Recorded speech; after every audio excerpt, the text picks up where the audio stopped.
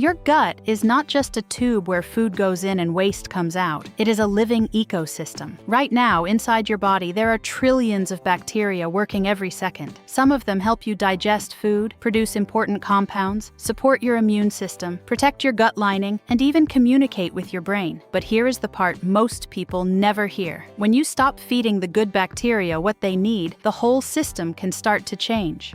And this is where many people get bloating, brain fog, low energy, cravings, constipation, bad digestion, and that heavy, uncomfortable feeling in the stomach. But they never connect it to the gut environment. They think they just need a detox tea, a probiotic capsule, or a green juice. But the truth is, your gut does not need a trendy cleanse. It needs the right conditions to clean itself, repair itself, and rebuild a healthy internal balance. When your gut bacteria do not get enough of the right fibers from real foods, some bacteria can start looking for another fuel source. And one of those fuel sources can be the protective mucus layer that lines your intestines. This layer is important because it acts like a barrier between your gut bacteria and your intestinal wall. When that barrier is not properly supported, the gut environment can become more irritated, more sensitive, and more inflamed over time. So when people say they want a gut detox, what they usually need is not an extreme cleanse. They need to stop overwhelming the gut, feed the good bacteria, restore digestive rhythm, calm the nervous system, and remove the daily habits that quietly disturb the microbiome. In this video, I'm going to show you 5 natural ways to support gut repair and help your digestive system work the way it was designed to work. And the first one is something almost nobody talks about, but it may be one of the most important cleaning systems inside your body. The first way to naturally repair your gut is to let your internal cleaning wave do its job. Most people imagine digestion like a conveyor belt. You eat food, the gut pushes it forward, nutrients get absorbed, and waste leaves the body. But your digestive system is much smarter than that. It has different modes. One mode is for eating and absorbing. Another mode is for cleaning. This cleaning mode is powered by something called the migrating motor complex, or MMC. You can think of it like a street sweeper inside your small intestine. After food has moved through, this wave of movement travels through the gut and helps clear out leftover particles, bacteria, and debris that should not stay sitting in the small intestine for too long. But there is one important rule. The street sweeper usually works best when the street is empty. Every time you eat, your body switches back into digestion mode, even if it is just a small snack. A few bites, a sweet coffee, a protein bar, or a handful of nuts. Your gut receives the signal that food has arrived. And when that happens, the cleaning process can be interrupted. This is one of the hidden problems with modern eating. Most people are not eating 3 meals anymore. They are eating all day. Breakfast, snack, coffee with sugar, lunch, another snack, dinner, dessert, and maybe something small before bed. It feels normal because everyone does it. But for your gut, it can mean there is never a long enough break for the cleaning wave to fully activate. And when this cleaning system does not get enough time to work, food particles and bacteria can sit longer than they should. For some people, this may contribute to fermentation, gas, bloating, and that uncomfortable swollen belly that appears even when they did not eat a huge meal. So the first gut detox habit is not adding something, it is creating space. Try to leave around 4 to 5 hours between meals when possible, without constant snacking in between. This does not mean starving yourself. It does not mean ignoring real hunger. It simply means giving your digestive system a chance to finish one job before you give it another one. And here is something interesting. When your stomach makes noises between meals, many people immediately think, I must be hungry. But sometimes that rumbling is not hunger. Sometimes it is your gut moving, cleaning, and clearing. It may be your internal street sweeper finally getting a chance to work. So before reaching for another snack automatically, pause for a moment. Ask yourself, am I truly hungry, or is my gut finally cleaning? That simple awareness can change everything. The second way to repair your gut naturally is to feed your good bacteria with variety. Your gut is like a garden. Good bacteria are like helpful plants. Bad bacteria are like weeds. And fiber is one of the main foods that helps the good plants grow. But here is the mistake many people make. They eat the same healthy foods every single day and think that is enough. For example, someone may eat chicken, rice, broccoli, and eggs almost every day. That may look healthy from the outside, but from the microbiome's point of view, it may be too repetitive. Your gut bacteria are not all the same. Different bacteria prefer different types of fibers and plant compounds.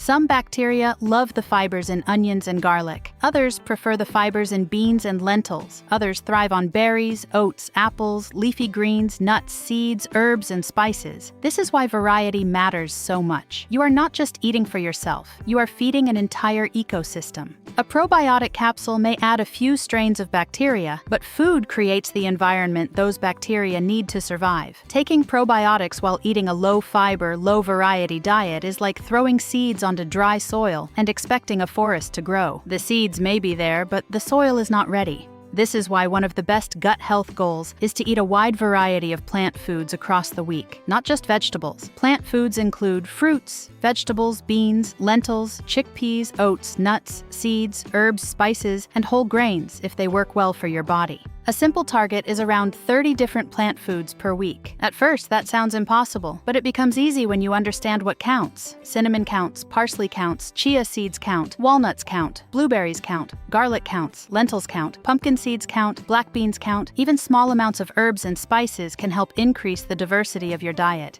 You do not need to eat giant portions of everything. You just need to increase the variety. Instead of eating only broccoli with dinner, add carrots, red cabbage, olive oil, garlic, and parsley. Instead of plain yogurt, add berries, chia seeds, cinnamon, and walnuts. Instead of a simple salad with lettuce and cucumber, add arugula, tomatoes, chickpeas, pumpkin seeds, lemon, and fresh herbs. This is how you build a stronger internal garden, not by eating one perfect food, but by creating a wide menu for different beneficial bacteria. And when the good bacteria are well fed, they produce important compounds that help support the gut lining, calm inflammation, and improve the overall environment inside the colon. This is one reason people often feel lighter, more regular, and more energized when they slowly increase fiber and plant variety. But here is an important warning. If your gut is very sensitive, do not jump from almost no fiber to a huge amount overnight. That can make bloating worse. Increase slowly. Add 1 or 2 new plant foods at a time. Give your gut bacteria time to adapt. A healthy gut is not built by shocking the system. It is built by training it. The third way to repair your gut is to stop eating against your body clock. Most people focus only on what they eat, but your gut also cares when you eat. Your digestion follows a daily rhythm. In the morning and earlier part of the day, your body is generally more prepared to handle food. Digestive enzymes, insulin sensitivity, gut movement, and metabolic activity are usually more aligned with eating during the active part of the day. But late at night, your body is shifting toward rest, repair, hormone regulation, and sleep. Think of your digestive system like a factory. During the day, the factory is fully staffed. The workers are active, the machines are running, the lights are on. But late at night, the factory starts shutting down. The night crew is smaller. The body is not trying to process a heavy meal. It is trying to repair. Now imagine eating a large meal at 9:30 or 10 p.m. Maybe it is pasta, fried food, dessert, or a heavy plate of food after a long, stressful day. Your body now has to digest when it was preparing to slow down. That meal can sit heavier. Blood sugar may stay elevated for longer. Sleep may become lighter. And instead of using the night for deep repair, your body spends energy processing food. This is one of the quiet reasons late-night eating can make people wake up feeling tired, puffy, bloated, and not fully rested, even if they slept for 7 or 8 hours. Your gut lining also benefits from periods of rest. Overnight is not just no eating time, it is repair time. It is when the body can focus more on maintenance, immune balance, cellular renewal, and digestive reset. A practical way to support this is to create a 10 to 12-hour eating window. For example, you might eat between 8 a.m. and 7 p.m. or between 9 a.m. and 8 p.m. This is not extreme fasting. It is simply giving your body a clear daily rhythm. Daytime is for eating, nighttime is for repair.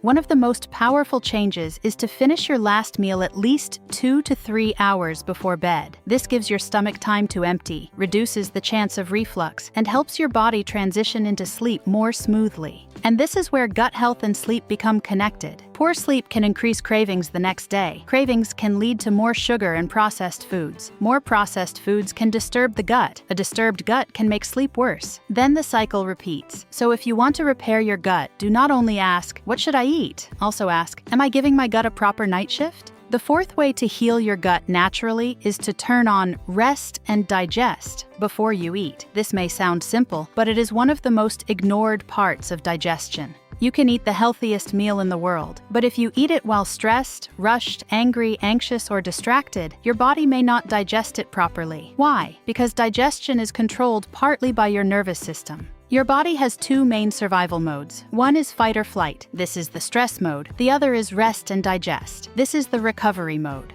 When you are stressed, your body thinks there is danger. It does not know the difference between a real emergency and an inbox full of emails. It simply detects pressure, so it sends more blood flow toward the muscles, increases alertness, and prepares you to react. Digestion becomes less important because survival comes first. This means stomach acid can decrease, digestive movement can slow down, food may sit longer, gas and bloating can increase, and many people who say, "Everything I eat makes me bloated," may not only have a food problem, they may also have a nervous system problem. Modern people often eat in stress mode. They eat while driving. They eat while standing. They eat while answering messages. They eat while watching negative news. They eat lunch at their desk while thinking about work. The body receives food, but the brain never receives the signal that it is safe to digest. So before you eat, give your body that signal. Take 3 slow breaths before your first bite. Inhale gently through your nose. Then exhale slowly, making the exhale longer than the inhale. Drop your shoulders. Relax your jaw. Put the phone down for the first few minutes of the meal. This small habit can stimulate the calming side of the nervous system and help shift the body toward rest and digest. It takes less than 1 minute, but it can completely change how your body receives the meal. Chewing also matters. Digestion starts before food reaches the stomach. When you chew properly, you break food into smaller pieces, mix it with saliva, and give your stomach a much easier job. But when you eat fast, large pieces of food enter the stomach, and your digestive system has to work harder.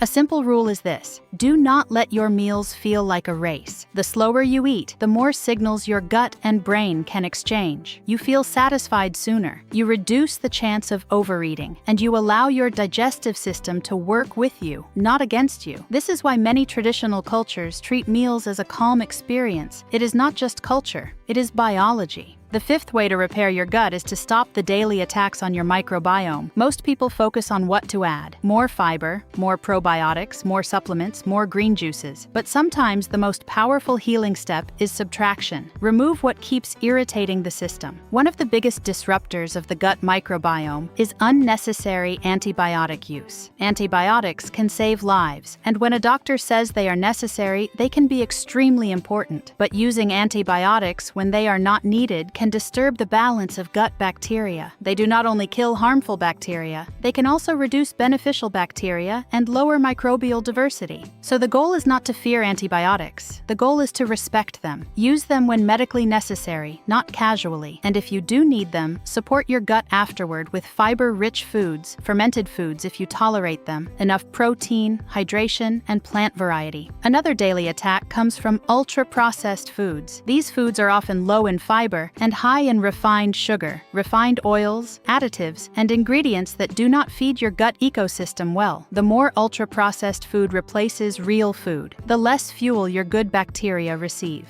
This is one reason a person can eat many calories and still have starving gut bacteria. The body receives energy, but the microbiome does not receive enough fiber, polyphenols, minerals, and plant compounds. Sugar is another major issue. A high sugar diet can encourage cravings, blood sugar swings, and a gut environment that makes it harder to maintain balance. You do not need to be perfect, but if sweet drinks, desserts, pastries, and processed snacks are part of your daily routine, your gut may never get the chance to stabilize. Then there is alcohol. For many people, alcohol irritates the gut lining, affects sleep, and changes the gut environment. Even if someone eats well during the day, frequent alcohol at night can undo a lot of the progress. And finally, think about chemical exposure from food and water. This does not mean you need to panic or become extreme. Fruits and vegetables are still incredibly important, but it does make sense to wash produce well, choose organic for higher residue foods when possible and affordable, and use a good water filter if your tap water has a strong chlorine taste, or if you simply want cleaner tasting water. The key is not fear. The key is reducing the burden.